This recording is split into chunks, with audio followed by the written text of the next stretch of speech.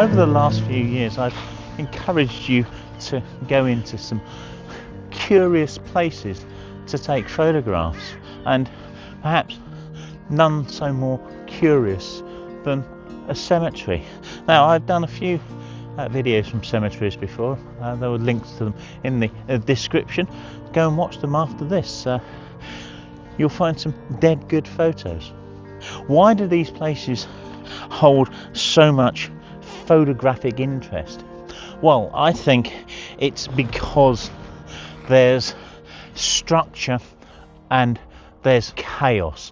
I think your average churchyard could work for this, but I think if it's a messy churchyard, then I think you've got some potential. I think if it's a more kind of sanitised, looked after churchyard, I don't think they're as nice. Yeah, the war cemeteries and such with just lines and lines of white crosses and such, those are fabulous for photography, but perhaps there's more of a kind of social faux pas in doing that. This is a discussion we can have down in the comments. I think in old cemeteries like this, municipal cemeteries where the townsfolk are buried, then I think there's a lot more to it. And there are elements of this cemetery here that are, I wouldn't necessarily say manicured, but a lot tidier than the part of this that I'm in at the moment. And I visited this cemetery quite a lot over the last year or so, not for photography, but as part of a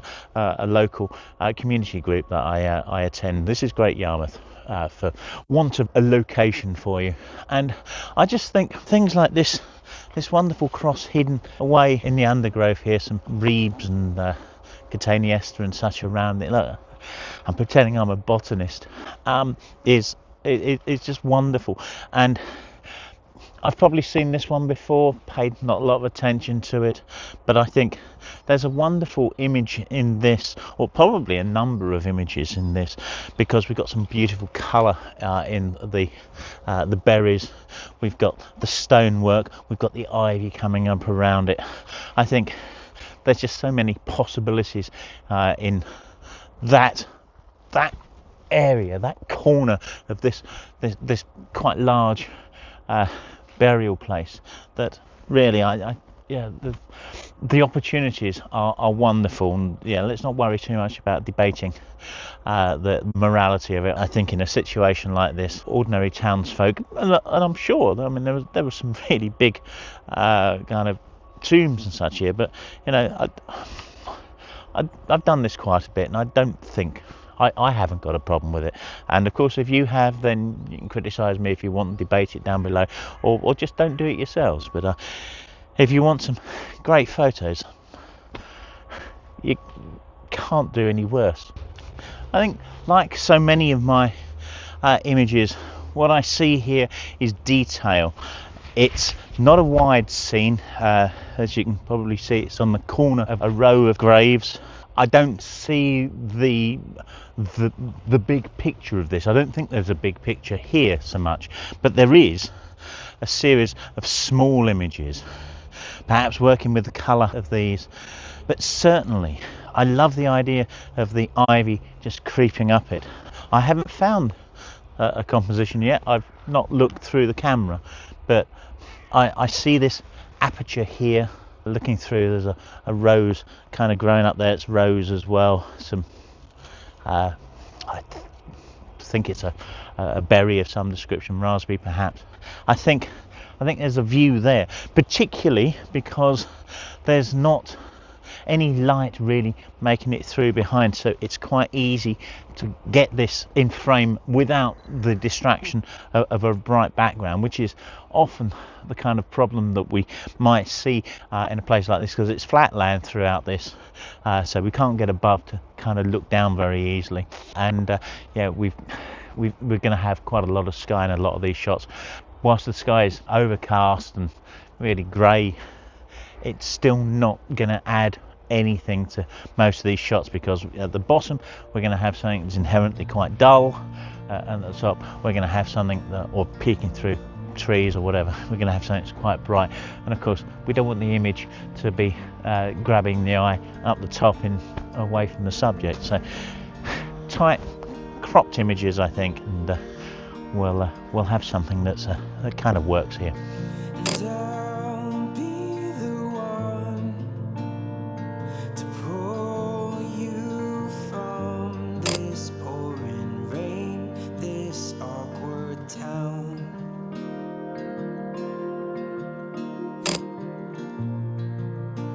Did you catch that firmament?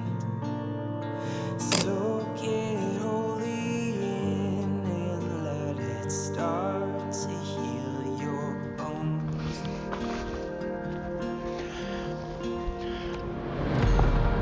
Driving in a war now. Finding compositions in these places is sometimes a little challenging. What am I stepping on? Oh, there's fungus all over the place. I suppose it's not surprising. You just got to wander around and keep your eyes open. Generally, something that grabs your attention is worthy of something that, could become a photograph. It needs you to, investigate it a little more. And you may be able to see what's grabbed my attention here. It's pure contrast, really. We've got this large headstone. It's not headstone, I'm not sure what to call it. Inscription column over here. What does it say? Mary Jane Barnum? I'll have to get closer. But underneath this oak tree down here, lovely low oak, we've got this incredible headstone. It's not a headstone, it's bigger than a headstone, but there's got to be a shot there. Mary Ann Barch. Even at this distance, I can't quite see what the inscription is. Mary Ann Barcham, I think, but there's ivy growing over it, and it's a wonderful thing. Just the canopy over it, the fact that there's these railings around it. It's obviously a family grave of some description. It's very nice. Can we do much with it? I'm sure we can. At this distance, I don't know. I hadn't even seen there's an angel atop of it as well. Really in the tree here. I think at this distance, perhaps not. But if I get a little closer to it and get some detail, I think there's something there.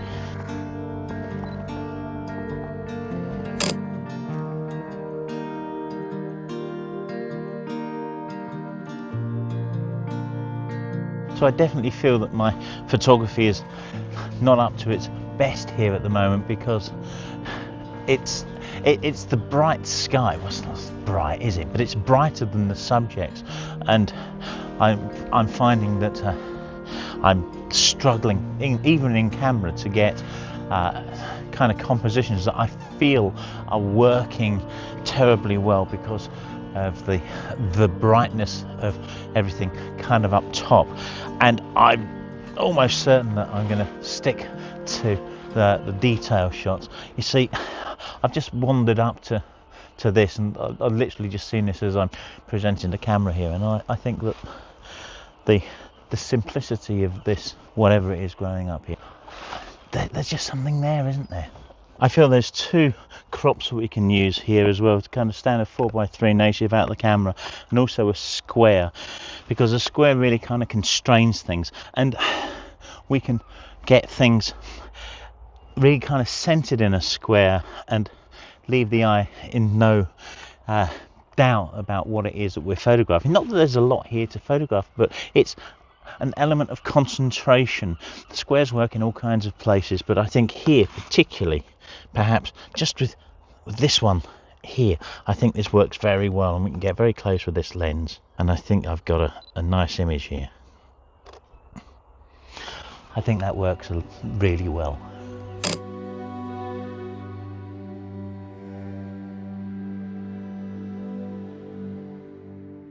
I'm just loving this headstone here and this ivy. It's the fact that it's dead as much as anything. It's been cut off at the bottom down here quite recently, judging by some of the greenery down here. And it's like, it is so structural. It's such a simple image, and it's not just one image. There's hundreds of compositions here. Whilst these stems of ivy are straight-ish, they're wobbly, they're all over the place. They are absolutely beautiful. And one of my more recent videos is about pre-visualization, and I know the kind of image I'm getting here because it's just texture and a bit of colour, and these are the things that I've worked very, very well with. I love texture and colour, and just looking on the back of the camera, I'm getting kind of real kind of earthy tones because there's some greens in here, there's some greys, there's some browns. It's a beautiful, beautiful thing, and I'm tempted to do very minimal processing to any of these, a bit of raw conversion, playing about with the curves a touch and just putting them on screen. I don't know, but I'm also tempted to run them through color effects or even analog effects to make them more aged, because I feel that there's something potentially out of that as well. I'm not sure. If you're interested in color effects or analog effects, they're part of the Nick collection. I'm an affiliate for DxO. If you want to have a play, there's a free 30-day trial. You don't have to enter your card details or anything. It's not one of these, after 30 days, if you forget to cancel it, you're going to get clobbered for money. Completely free. Link down below. It's well worth it. And to illustrate what I'm talking about in terms of aging, I'll have a play with one of these images, and you can see the kind of additional kind of aged effects that you can get using these tools.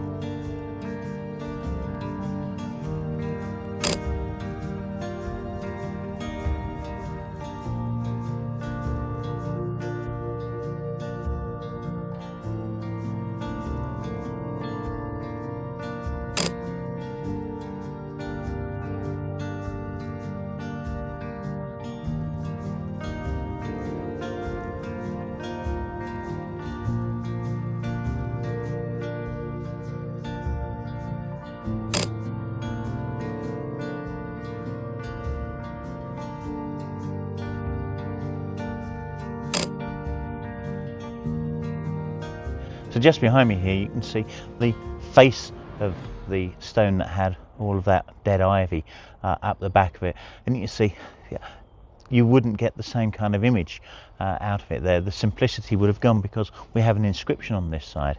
So fortuitous for me, I suppose, that the ivy's growing up the back edge of it, and what a wonderful set of images that created.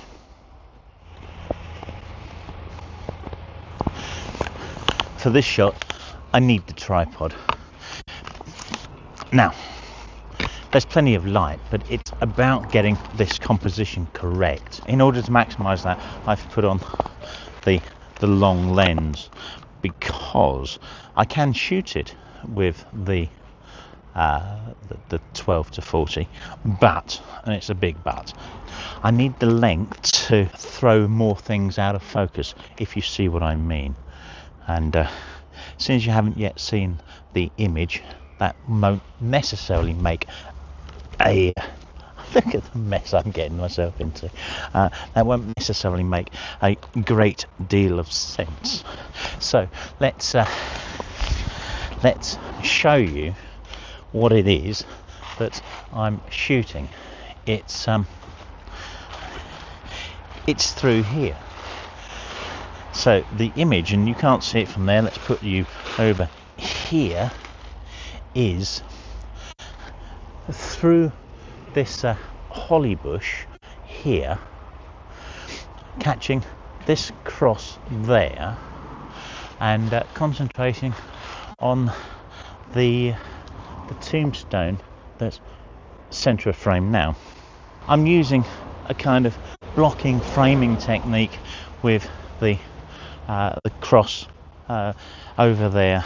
Very soft focus on that. Let's try to get my framing right, and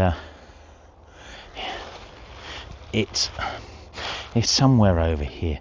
It's going to take me a little while to finesse this, and it's another reason I want the tripod. It's because the composition does need finessing. A millimetre here and there doesn't make a lot of difference, but I don't move in millimetres when I'm waving around with the camera. I move in inches, and yeah, an inch out of place, yeah, kind of ruins the image.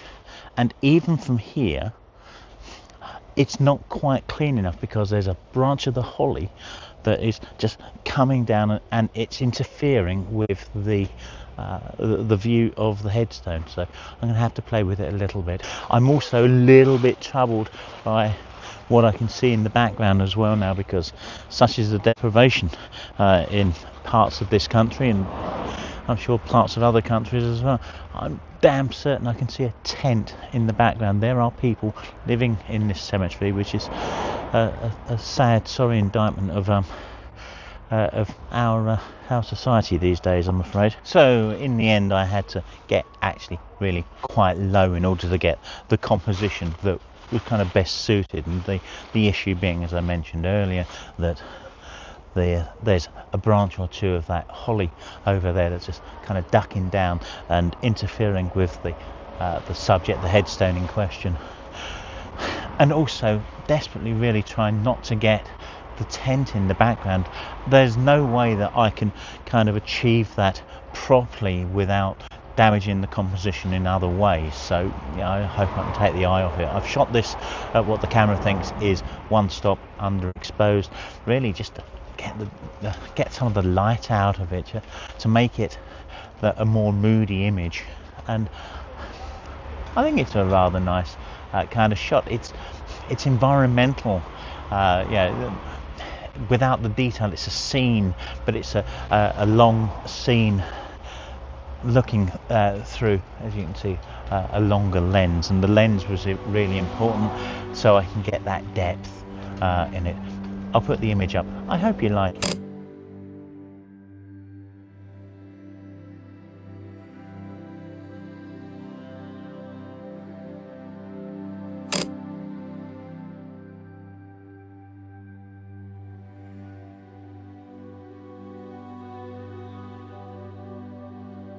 So we've got a working party working through here today, clearing up some of the graves. So there's an element of clearing, sanitization kind of going on. I can't argue about it. It's taken some of the charm away from the place, but hey, you can't leave it to just overgrow completely. But I'm going to leave the long lens on because I'm getting some interesting scenes out of it. Being able to hone in on views through the thicket in some places really helps get some quite amazing kind of framing of these graves in here, and getting some nice kind of images and views through it. I'm enjoying that kind of side of photography. So this cemetery goes over a number of different sites. So across the road here we've got another section of it, and I'm kind of, I don't know, I feel that I've got quite a lot already, but should I stay and get more? Yeah, of course I should, but again, I want to be really careful. People have made these places their homes, shocking as that is. There's another tent or two over the back here. You can probably just see the blue there, and I feel like I'm walking through their garden. Well, it's weird, isn't it? But just the modern world shouldn't be like this. Feels like there's more trees over this section, and it's again rather nice just walking back. And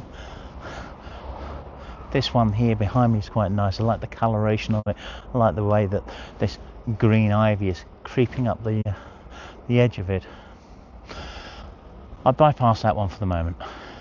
I suppose this is the kind of place where you might be tempted to create black and white images, and I certainly have in the past, but there's something kind of subdued about the colours that for this occasion here and now I'm thinking I'll probably leave these as colour images, most of them.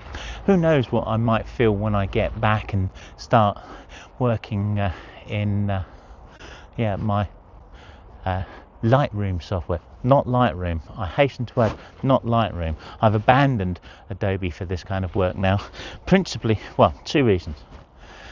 One, I was buying the entire suite, so it was nearly £60 a month, and as much as they keep releasing new adaptations to the software, new features and such, they also seem to be releasing new bugs, and Lightroom about 6 months ago just ground to a halt for me. It's so slow at doing anything on my laptop, whereas everything else is absolutely fine. No speed restrictions on anything else whatsoever. So it's obviously a problem in Lightroom, and not that my computer is slowing down and clogging. And it happened after an update. This is an Adobe thing, and I'm not paying a lot of money every month just so I can sit there being frustrated. Anyway, I'm thinking here, we'll stick to colour. We'll probably mute the colours a little bit because some of these are really, really green. Perhaps with the other colours around, perhaps an assault on the eyes. But I'm sure that there's images everywhere here. It's just a case of kind of looking and finding them, and just a view through here is rather interesting. There's some kind of gaps in the foliage and the tree cover and such. One absolutely here, I like this, and I think perhaps from just over here, I think there's probably a composition to work with this. Now, my idea really, let's just put you on video and you can see what I'm talking about here. My idea is this central gravestone here as the subject. The difficulty that I've got, and this place is very much like woodland in that you've got to kind of separate things. If you have things overlapping or not have enough space between them, they kind of merge into one, and that's the kind of problem I've got with the headstone, because obviously looking further back we've got that kind of small obelisk one over there, which we can't easily hide behind it, because you can see the only way I can do that is to kind of duck behind this bush here. And right at the back over there's something really bright, which I can't hide, because as I kind of move around it gets bigger, and again I can kind of lose it here, but again I'm behind this bush. Now you might say, well, let's come on the other side of this bush here. Maybe that works. Does that work? Yeah, it does. It works absolutely fine. But what I wanted to do was to use this ivy as, it's not an ivy, or there's some ivy in it anyway, and kind of get a soft element on the corner of my frame. But in order to make that kind of work, I'm going to have to put a polarizer on to take some of the light, reflective light off of that, and polarize that down. So that's probably a step too far, because I can't find that position. But maybe I just kind of sacrifice, and of course compositions are all sacrifices, aren't they? There we go. And actually from here I can pretty much lose the bright thing as well. Look, I kind of think that works.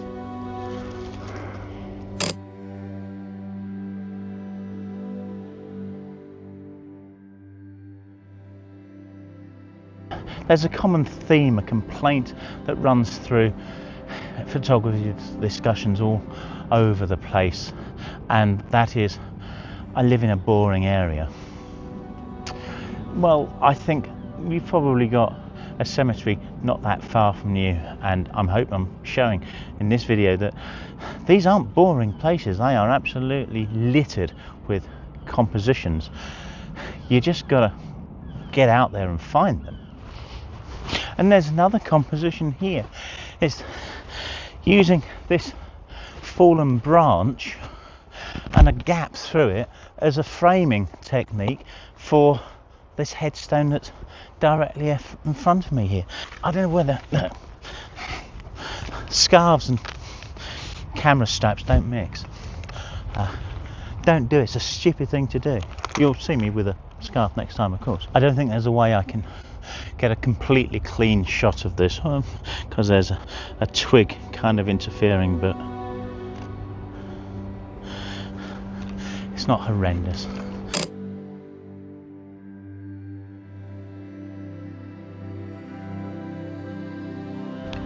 And of course these places are changing throughout the year. They're, greenery here changes. We're autumn at the moment. There's a great deal of leaf fall, and another few weeks the trees will be completely bare, and therefore the views that we get through here again are going to change. So there'll be different opportunities in another month's time when spring comes and some of the greenery starts coming back, and it's really bright and kind of pungent at that time of year, isn't it? It's another opportunity. What about in snow? You come in these places in snow, again, wonderful. Perhaps some of the worst times to come to some of these places, unless you can really control the light, is on a really bright blue sunny day, because it's really difficult to get a good shot when you're battling with perhaps some dappled light. It's, I mean, to all intents and purposes, it's just thin woodland, isn't it? And again, some of the worst times to go into a woodland is on a bright blue sky day. But as I keep saying, there are images absolutely everywhere. You don't have to travel miles and miles to different countries, or drive hundreds of miles and burn masses of fuel and pay hundreds of pounds for this, that and the other, when there's images on your doorstep. But having said that, if you want to come to Norfolk and stay in one of my holiday cottages and get some images around here, I'm not going to stop you. But Norfolk, people tend to see the rolling hills of photography from people like Nigel Danson and Tom Heaton, and I suppose Gavin Hardcastle, and all of these people, Devon Spoonley and such, where they're living very close to some epic landscapes. Don't go thinking that an epic landscape has got horizons that are all over the place and jaggy still. We've got some wonderful places in Norfolk, and it might not be hundreds and hundreds of miles away from you. It might only be a short drive. If you want to come here, if you would like to have a workshop or guided tour with your camera, some ideas and such, please get in touch. I've got a wonderful couple of little holiday cottages which I can let throughout the year. One is right by the beach. Hey, I suppose that's my sponsorship read, isn't it? Because nobody else sponsors me. Buy me a coffee. Why not? In actual fact, knock me out with caffeine. That would be great. Otherwise, just click the like button and subscribe if you haven't already. God, this is what my life's become, is begging for subs and likes.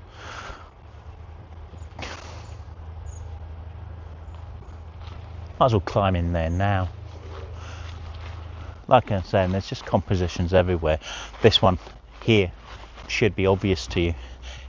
It's a really nice, just kind of framing with this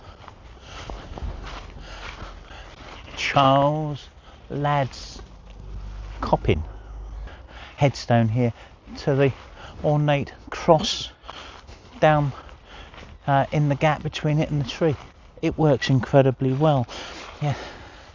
One of the great things in places like this is your ability to frame things up, frames within frames, and yeah, it just slight challenge, I suppose, with the dark and the light, but that's controllable.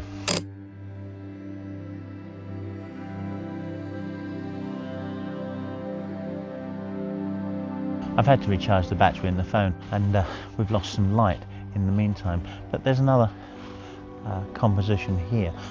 This cross over here, it's pretty much solitary and it's on its own.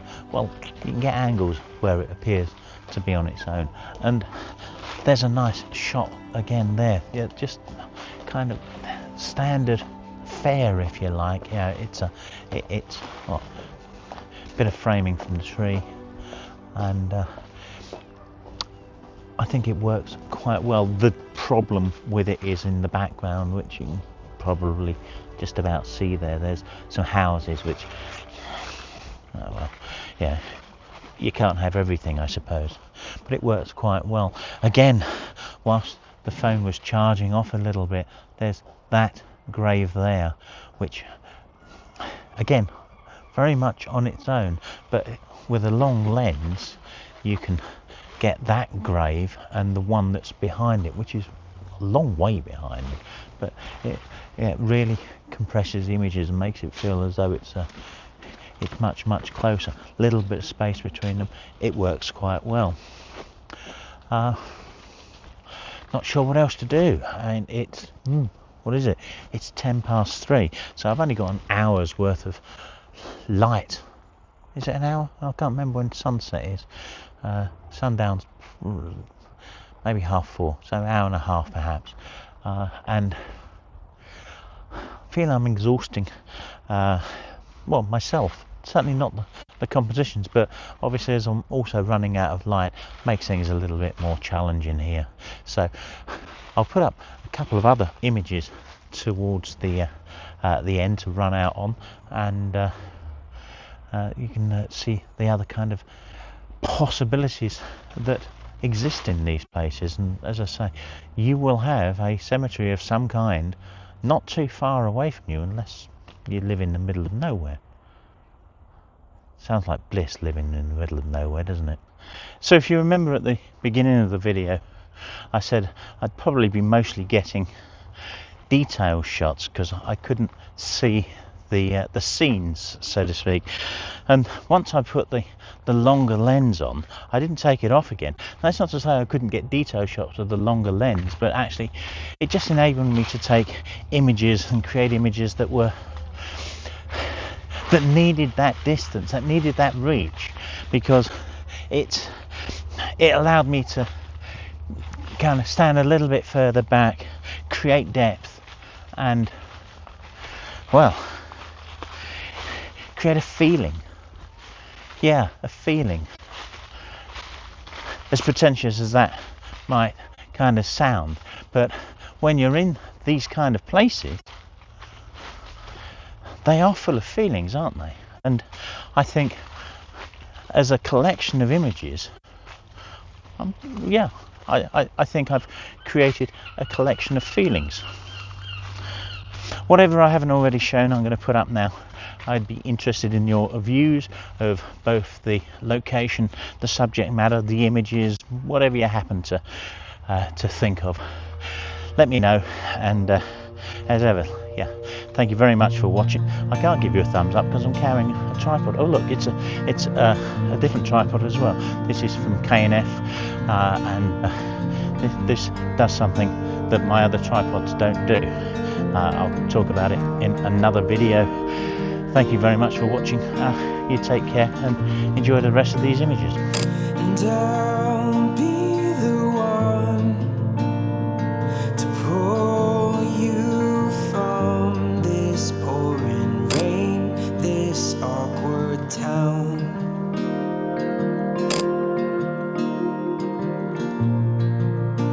Did you catch that firmament? So